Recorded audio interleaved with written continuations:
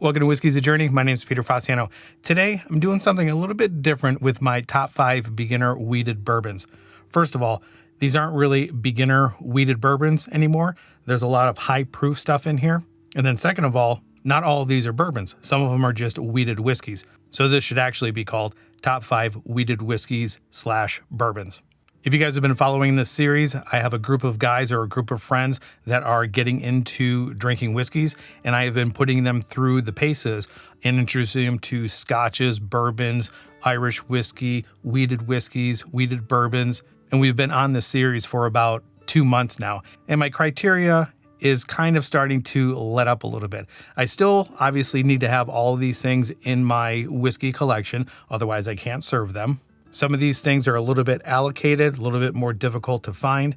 Even though they do sit on the shelf here in Phoenix, Arizona, I understand that every market is different. You might have a hard time finding some of these. And the premise to all this is I'm serving them a flight of 5 whiskeys, and I'm going to throw a 6th special bottle in at the end just to cap off the night and give them something special.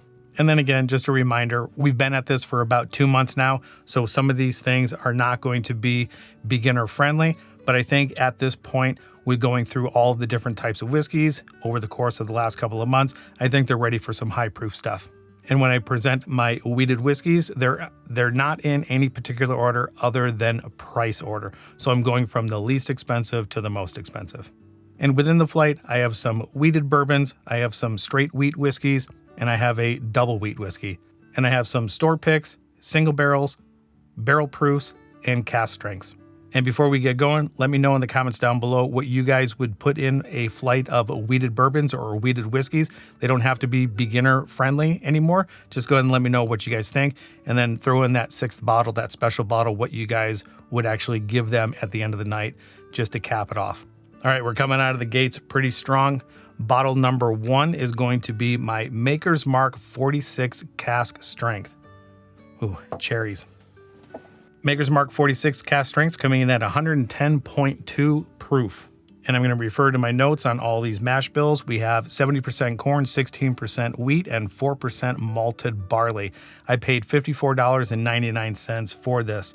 And apparently the number 46 comes from the 46th recipe that they tried. They start out with their normal Maker's Mark, and then they put them into empty barrels, and they throw French oak staves, heavily seared French oak staves into the barrels, and then they age it an extra amount of time. I think like 2 to 3 more months. All right, on the nose. Cherry, graham cracker, brown sugar. Do get hit with that ethanol. Let's get it on the palate. Wow, vanilla cream, spice, and oak. And the one thing that I've noticed with wheated bourbons or wheated whiskeys, they seem to have an overall softness to them, but there's no denying that ABV. It elevates and radiates, and the flavors just boom. This is really good. The finish on this is rather long. You do end up getting that French oak stave bitterness barrel in the mouth, which is always a good thing. It's not overpowering. I think it's a good one to start the night. So on to bottle number 2. Wilderness Trail single barrel store pick from Total Wine & More. On the side of the label, it says that it's aged for 4 years and 7 months. And we have a mash bill of 64% corn, 24% wheat, and 12% malted barley. And this is a non-chill filtered wheated bourbon. Softer on the nose than the Maker's Mark, that's for sure. And the proof on this is 107.19. And this store pick or this particular batch was only 216 bottles, and this is bottle 192. Oak, dusty corn, and I do get a little bit of bubblegum note in here, and the brown sugar. Once again, soft on the palate, dusty corn, slightly spicy, and I do get oak and pepper. So the spice in there would be more of a pepper note. I'd say slightly lighter than the Maker's Mark, but it still has the well-rounded softness that wheated bourbons have. And this is coming in at $69.99. Moving on to bottle 3, this is the Bruiser. Larceny Barrel Proof A123. This is coming in at 125.8 proof. We got a mash bill here of 68% corn, 20% wheat, 12% malted barley. This is coming in at $78.99. And it packs a punch, blasted with ethanol. This is anywhere from 6 to 8 years old. I get ABV, oak, spice, and a lot of brown sugar. And back behind that brown sugar, I get a little bit of butterscotch. Ooh, coming in hot. And this is also non-chill filtered. And these Larceny barrel proofs are going to come out 3 times a year. That one's hot. It's still pretty good, but it comes across as a burner. 3 down, 3 to go. If you haven't already, leave me comments down below what you guys think of these and what your 5 whiskeys plus that 6th bottle would be. Like, subscribe, share, do all those things that YouTubers ask you to do. And with that, let's move on to bottle number 4. Old Elk Straight Wheat Whiskey. This is coming in at 100 proof, and right here, age stated 6 years. The mash bill on this one is 95% wheat, 5% malted barley. Back of the label says that it's distilled in Indiana, so probably Ross and Squibb. And in Phoenix, Arizona, $79.99. Oh man, much sweeter on the nose than the rest of them, and much different than the rest of them. I think that 95% wheat puts this in a different category. Much softer. I get more baked goods here. Cinnamon, spice, caramel. Yeah, on the palate, so much different. Even though you do get a lot of sweetness on the nose, that sweetness does not transfer over to the palate. Again, very soft without being flat. And the butterscotch and the caramel and the baked goods comes through on the palate as well. Very nice. Moving right along, bottle number 5. Single barrel coming from Wyoming Whiskey. This is at 96 proof. The mash bill is 68% corn, 20% wheat, and 12% malted barley. This is aged 5 years, stated right on the label. And we're bumping up in price. This is about $110. This is ethanol soaked apricots and peaches, followed by brown sugar and oak. Pretty soft on the palate. This one does come across a little bit flat, but I am coming from 100 proof and 125 proof. Still a really good amount of sweetness.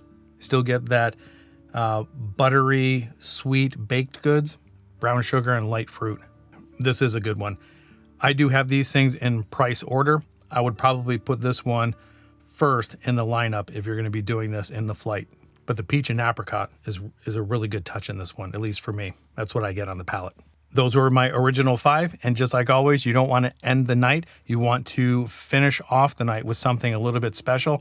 And I got to tell you, I had this one a couple of times, and it is in the running for my top whiskey of 2023.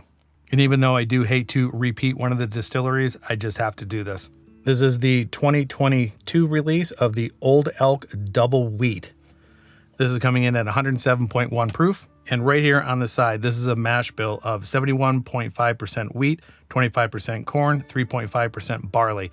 And this is a blend of their Old Elk Wheated Bourbon and their Old Elk Wheated Whiskey. The Wheated Whiskey is anywhere from 6, 7, and 8 years old. And then their Wheated Bourbon is coming in at 6 years old. And again, this one is distilled in Indiana. It's very reminiscent of the straight wheat whiskey, but cranked up a couple of notches. The sweet bready notes are there, cherry, butterscotch. There's a good deep richness here that's much different than all of the others.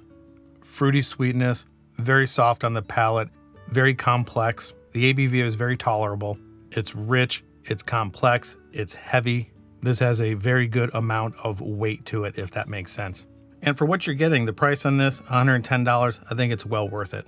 And along with that sweet, buttery note, I absolutely get cola notes in here as well. The richness of the brown sugar and the caramel, along with the sweet bready note, fruit sweetness. I'm telling you, this is probably one of the better whiskeys that I've had in 2023. And I can't think of a better way to end off the night. So if you haven't already, let me know in the comments down below what your 5 wheated whiskeys would be, along with your 6th bottle to finish off the night. And that's going to be it for me for tonight. So enjoy your journey, and we'll talk to you guys next time. Bye.